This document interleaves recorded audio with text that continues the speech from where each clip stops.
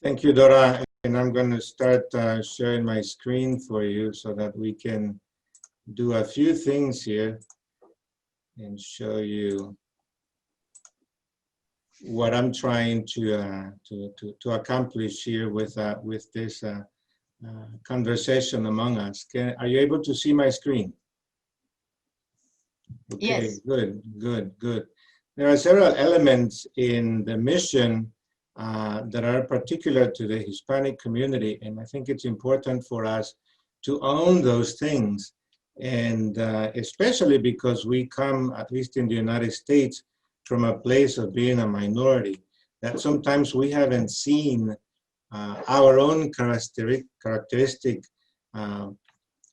elements as something of an advantage or something that really brings gifts to ministry in the United States. And there are a few of them that I will be naming, as some of you already have been talking about. But first of all, thank you for your work, for everything that you do in the different dioceses and ecclesial movements, and where you work in that sense, because where you work, you're already being, in a way, an example of how synodality can work even at the diocesan level, because your work style matters. And if you can take anything away from my words today, is precisely that. And I'm going to show you a little bit about how your work style matters, because obviously it has mattered in the way that Pope Francis is leading the church. And the way that he's leading the church is in many ways rooted in the Latino Hispanic culture. So you may want to ask, what is different in Hispanic mission? One thing that for us has been so important, not only in this community, but in many communities, is the pastoral de conjunto. That in itself already tells us something about how we can work and how we are working in the Hispanic community. It doesn't mean that everybody has the same level of work or the same say in how things are done, but certainly everybody can dialogue and everybody can have an input to what we're trying to do. And for me, there are several things that need to be taken in a different context when we discuss the Hispanic ministry. The theology, the communal aspect that Dr. Naomi has emphasized so much, and certainly I agree with her, and the social and economic realities, not only from where we come in terms of the Latino culture, but also where we are and where we come in our Hispanic traditions here in the United States. So synodality has a lot to do with our own style of doing theology, doing community, and our social and economic realities.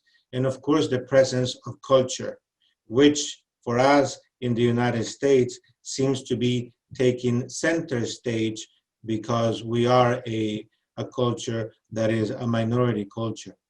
But I would relate for you the pastoral de conjunto as comunidad, as community, and as communion, not just so much about as dialogue, as Dr. Naomi was trying to create that critique of it, but more as comunidad, communion, which may be what the chisme that others are saying, maybe we would call it something else, brings when we talk about comunidad. When you do comunidad, many times that's what you're doing. You're doing a lot of quote unquote gossiping or small things that you are communicating with one another. But for us also in Hispanic ministry, I think theology is tied to a sense of solidarity and a deeper sense of being aware of those on the margins, the poor and those who are not at the table, partly because we have had that experience ourselves. And in a way, we cannot forget that. So if we take those points as being not unique, but certainly relevant in the way that Hispanic ministry develops in the United States, maybe we can take a look at Pope Francis and especially the document from the Fifth Assembly of the Bishops of Latin America, Aparecida, and its impact in not only in Latin America, but now around the world. As you all know, Pope Francis was the main editor of that document, which was translated into English. You can get it here in the United States, both as the final document, but also with a study guide that was put out by the U.S. Catholic Mission Association. And I just want to point out to you a few issues there that in a way are so relevant and characteristic of Pope Francis, but in many ways also they are so characteristic of us, of Hispanic ministry, not only of ministry in Latin America, but also Hispanic ministry in the United States. One thing to emphasize as kind of the overall thing or the overall idea of the document, although as I'm presenting here to you, the document has 3 points that embody everything that the bishops want to say in that document, is that for the first time, this was a church that goes out, that was presented as going out to share the faith, a church that is not of the establishment. In a way, a church that is somewhat rebellious, a church that wants to get out of the boxes in which it has been placed and wants to evangelize and do mission in other ways. But to be able to talk about that, there are 3 theological organizing concepts in the teaching of Aparecida. And later on, and I'm mentioning them here for you, in the papal documents and practice of Pope Francis. And you're going to recognize some of them, if not all of them, in the way that we also, as Hispanics, do ministry. Those 3 points are the theology of communion. And I agree with Dr. Naomi, I wouldn't call it the theology of just dialogue. It's not just dialogue. It's about collegiality. It's about respecting one another's points, but also knowing what our own situation is. Not status, because that depends really on number 2, baptism and the church. And all the baptized have the same dignity in the church, even if we have different offices. And then later on, number 3, integral evangelization. And there is where we need to have that mission. And here is where the church then wants to kind of get out of the box, out of every corner where it has been placed, and be a church that is not of the establishment and that goes out, because it does not want to only have a managerial attitude to the faith, but it wants to have a missionary attitude about the faith.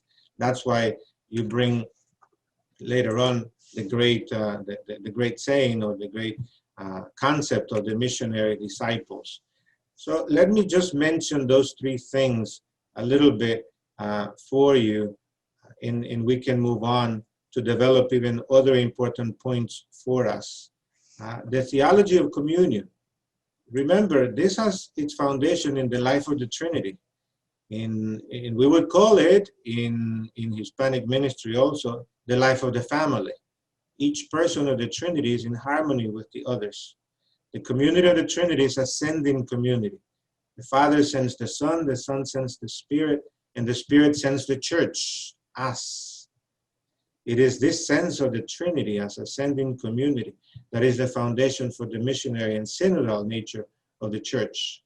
Notice over here the implicit understanding of pastoral de conjunto. We're in this together.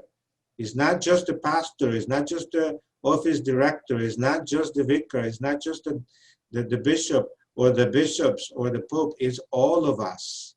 And in a sense, we bring that sense of comunidad. And that sense of comunidad can develop into this sense of synodality, where all of us have some type of say into the issues that we are facing. The second aspect, the baptismal aspect, is that baptism is the biblical concept that is meant to shape the identity of all the members of the church. Everybody is baptized as a king, a prophet, and a priest. This concept transcends the legal and ritual aspects of being baptized. and gets to the heart of the transformative power of baptism, the dignity that we all have. This also identifies the baptized as missionary disciples. We all have something to do with regards to sharing the faith. And lastly, it is by being a disciple of Christ that one also learns Christ, that one experiences Christ, as St. Paul said. Here we also need to remember that especially in our Hispanic community, we are so big on rituals and the seasons. Por ahí viene el Día de los Muertos, and that has a lot of importance in our culture, because we remember the Día de los Muertos is not just about remembering one or two people. It's about the communion of saints that we celebrated the day before, and that now we are also expanding towards all the other beloved in our life. And the third point, the integral evangelization. Evangelization is given a wider scope in the document of Aparecida, and as you can see in the papacy of Francis, in a deeper meaning. Aparecida takes a contextual approach and stresses that a missionary disciple needs to have a loving encounter with the living Christ. But that's not just in the head, as most Hispanics would say. It also comes from the heart. Evangelization permeates everything. So these fundamental aspects for Pope Francis and in our Hispanic community, if you put aside those three common points in the document of Aparecida, and rather talk about the fundamental characteristics of Pope Francis and our Hispanic community, you find the religious experience, the rituals and symbols. This year is going to be painful for many of us who will not be able to celebrate El Día de los Muertos so much. And God forbid, for most Mexicans and many other Hispanics, El Día de Nuestra Señora de Guadalupe. It's not going to be the same without the mañanitas and all of that, what that brings. Also the communal experience. I think that's one point that was implicit, and if not extremely explicit in Dr. Naomi's conversation, that communal sense. And for that we have processions, we have the pastoral de conjunto, the family. And as I mentioned also earlier on, passingly, the doctrinal formation by way of heart, not just head. You're not formed only by coming to classes. You're formed by doing the rituals, by going to the processions, all of that. And also the missionary component of the entire community. We're all in this together. For COVID-19, for example, many of us have been doing ministry in very different settings and very unique settings. But it's never been only my ministry. It's the ministry of the people in the parish or any other group that you're working with. Remember, this leads us to the last point, the making of all Christians missionary disciples. I like that video that Dr. Naomi presented precisely because of that. Because you learn to be a missionary disciple even when you are in the cradle. Up until the day that you die, you can be a missionary disciple. Why? Because we have that communion of the missionary disciples of the church to live and to share. And that brings us in a way back to synodality. A disciple feels driven to bring the good news of salvation to his brothers and sisters, and has to be a person who makes the Father's love visible, especially to the poor and sinners. And we do that especially by rituals in our community. There is no discipleship, however, without communion with the Trinity and the intimacy with Christ. Our faith in Jesus Christ reaches us through ecclesial community and gives us the universal family of God in the Catholic Church. Communion starts in the parish or the movement, the ecclesial movement, and goes all the way to the Vatican. Here I want to point out a few special things that I think also we need to make relevant from the Hispanic perspective.